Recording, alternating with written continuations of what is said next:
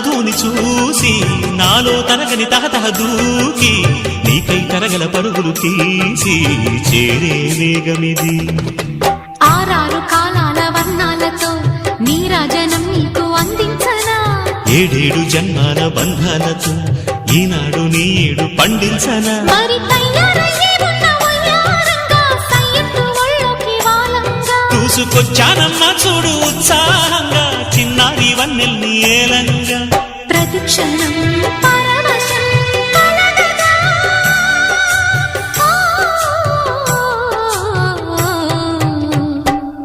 మనస పలక